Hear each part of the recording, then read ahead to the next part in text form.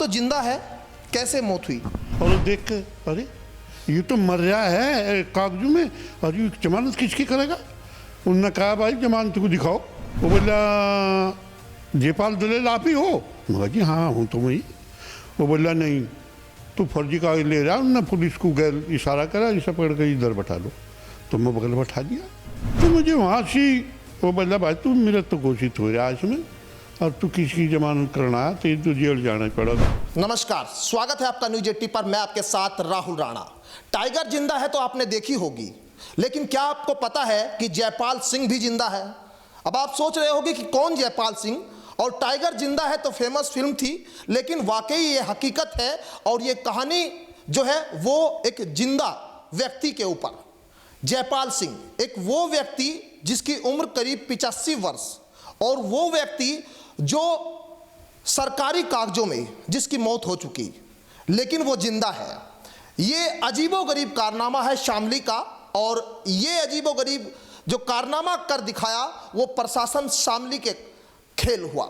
यानी यहां कुछ भी हो सकता है। जयपाल सिंह मेरे साथ है बातचीत करने के लिए, और कैसे वो जिंदा हुए और कैसे वो मौत उनकी हुई और इसके पीछे की पूरी कहानी क्या है, जयपाल सिंह से समझेंगे। मेरे न्यूज रूम में आज मेरे साथ मौजूद है जयपाल सिंह। आप तो जिंदा है, कैसे मौत हुई? वो मौत हुई, मैं एक मेरा दोस्त है गांव का ही लाला जी, वो उस पर कोई केस था बैंक का, वैसे अफसर है वो कहने लगा मेरी जमानत कर दे। ये सामाजिक बात है गांव की, अब जमानती तो कोई भी बन जाओ, और वो कर रहे से। तो मैं उसके लिए जमानत के लिए अपनी चेक की नकल लेने का, तो मैं पटवारी से मांगी कि उनने दे दी मुझे 262 की, और मैं लेकर उसे वहाँ मुजफ्फरनगर चला गया। मुजफ्फरनगर वकील साहब को दी तो उनने भी नहीं पढ़ी, वो उनने भी जज के यहाँ लगा दी। जो जज के यहाँ से पहुँच गए, जज फुर्सत में बैठा हुआ था, जज ने वह पूरी फाइल पढ़ी वो मेरी नकल, और वो देख के अरे ये तो मर रहा है कागजों में, और ये जमानत किसकी करेगा? उन्होंने कहा भाई जमानत को दिखाओ। उन्होंने मुझे इशारा करा तो मैं भाग गया। मैं कहा जी हाँ जी नमस्ते। वो बोला जयपाल दलेल आप ही हो? मैं कहा जी हाँ हूँ तो मैं ही। वो बोला नहीं तू फर्जी कागज ले रहा। उन्होंने पुलिस को गैर इशारा करा, इसे पकड़ कर इधर बैठा लो। तो मैं बगल बैठा दिया। सोचो क्या बात है, तो आया तो जमानत करने के लिए, जज साहब ने कह बगल बैठा दिया। तो वो मैं 2-2.5 घंटे बैठाऊ रखा उनने। फिर 6:30 बजे करीब सांझ को फिर बुलाया, और फिर बुला कर वो कहने लगा को आ जाओ। उन्होंने कहा आ जाओ। मैं जाकर मैं कहा जी हाँ जी नमस्ते, और वो बैठा अपने चैम्बर में बैठा था। उन्होंने कहा साइड में को बैठ जाओ। मैं सोचा जज ने कह दिया तो जी बगल बैठा दिया था, तो मैं सुनी नहीं बात, तो वो कर दी। वो कहने लगा मैं कहा बैठ जाओ जी। मेरा दिमाग घूमने लगा। जज साहब ने कह रहा बैठ जाओ। मगर जी देखो जज साहब की सामने कैसे बैठ जाऊँ, उसके दौरे नहीं बैठा जाने का। उनने फिर कहा तीसरी बार, मतलब मैं कहा बैठ जाओ। मैं सोचा जज तो जज ही है भाई, ये भी बेच देगा वहाँ से, और तू फिर जी ये जमानती तो होता है। मैं बैठ गया। वो बोला अच्छा एक बात बता, जज कानून तो तुझे छोड़ता नहीं? मैं कहा जी हाँ, और मैं जज हूँ, छोड़ता मैं भी नहीं।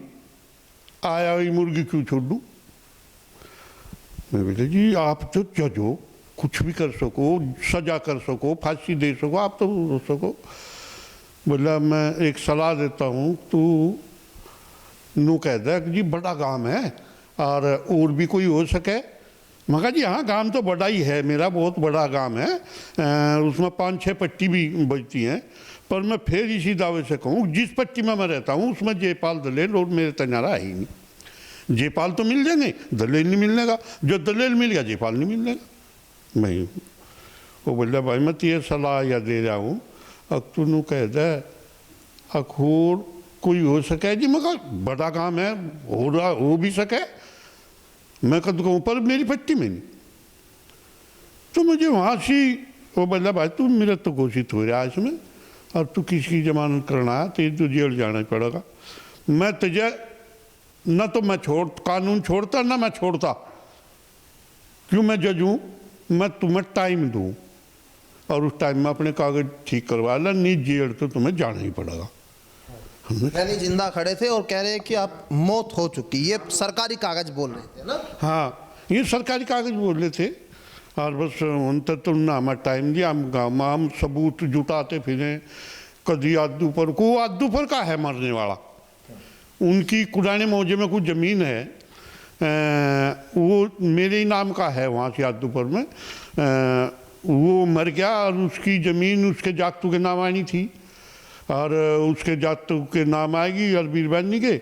और उन्होंने मरा तो जयपाल 20 में और 21 में वो करा दिया उन्होंने, और 22 में जाकर उनकी ज़मीन उनके नाम चढ़ गई, उन्होंने बेच दी।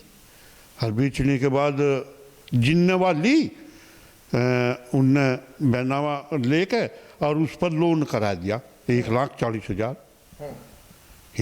बैंक वाले भी चुन से का कोई बंधन में क्या है, उनका भी परवान ना लगा, क्यों रोड़ा पड़ गया बाद में। मैं जुटाता फिरूँ, मैं इन चकबंदी वालों को कहा तारीख दे दे, तू फला तारीख को आइए, डिगड़ी को आइए, मुकड़ी को आइए।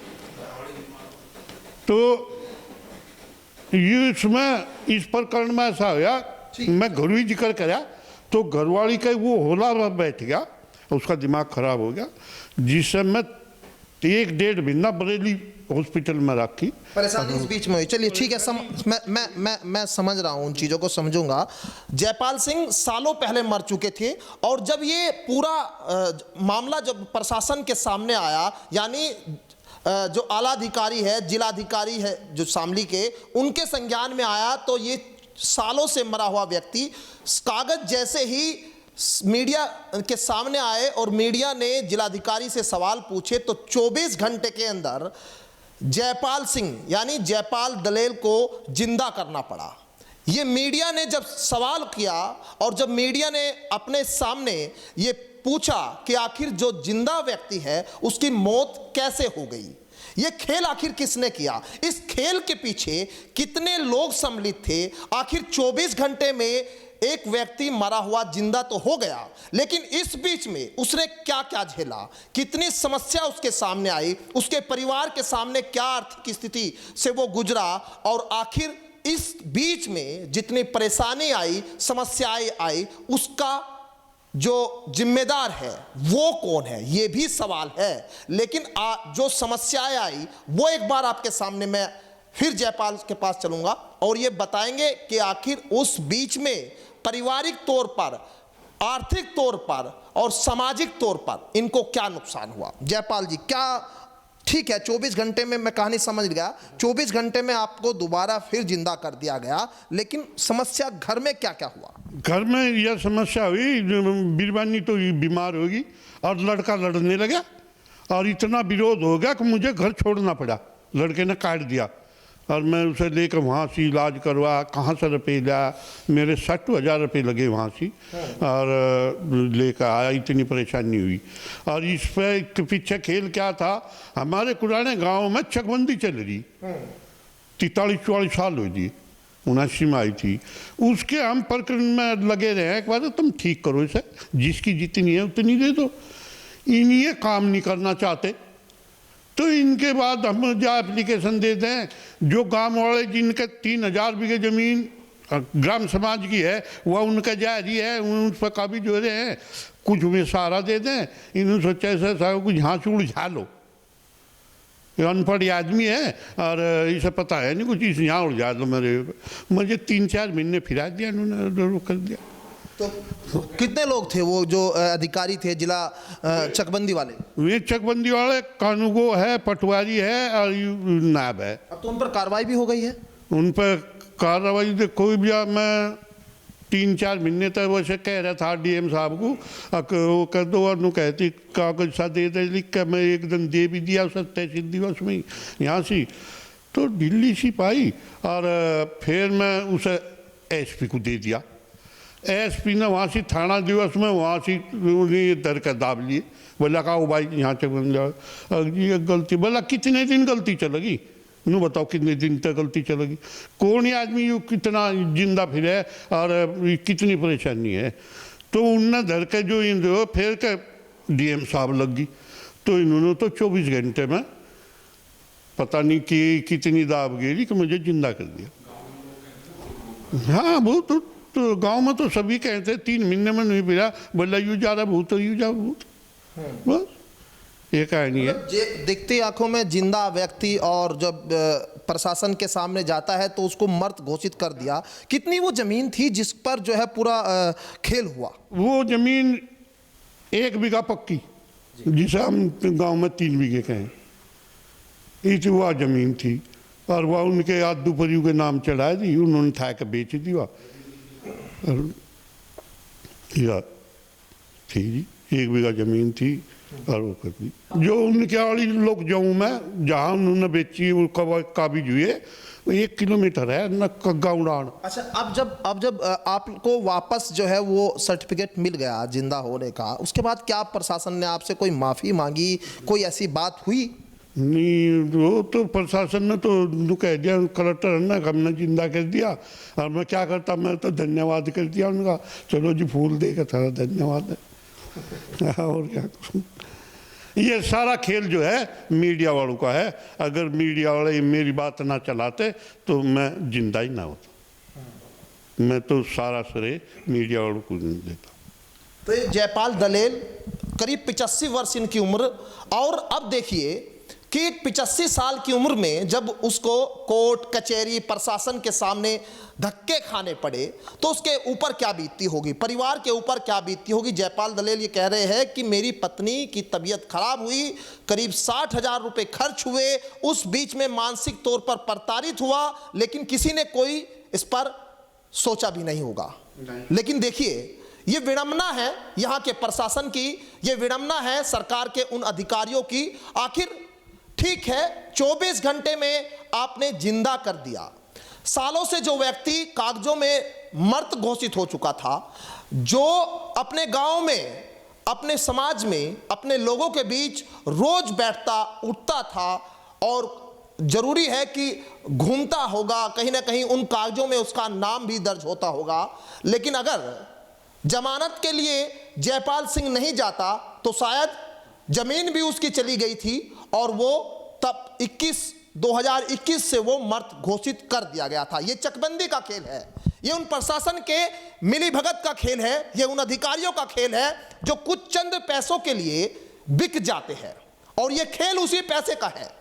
और मैं यही कहना चाहूंगा अपने दर्शकों को, जयपाल दलेल जैसे अनेकों लोग हो गए, ये कहानी दिखाने का मकसद भी यही है। ऐसे अनेकों लोग हो गए जिनकी आवाज वहां तक नहीं पहुंच पाती जहां तक पहुंचनी चाहिए। सवाल कई हैं और सवाल उस प्रशासन से भी है, उन अधिकारियों से भी है कि आखिर ऐसे लोगों को क्या परेशान करके वो बहुत बड़ा कमा लेंगे। 85 साल की उम्र में दादा की उम्र हो चुकी है और उस उम्र में आखिर ये विडंबना है कि कैसे वो अपने आप को जिंदा घोषित करते। ये बड़ा सवाल था और उस बीच में कितने मानसिक तौर पर प्रताड़ित हुए, आर्थिक तौर पर परेशानी आई, वो सब उन्होंने झेली और उसके लिए प्रशासन को वापस में धन्यवाद भी किया।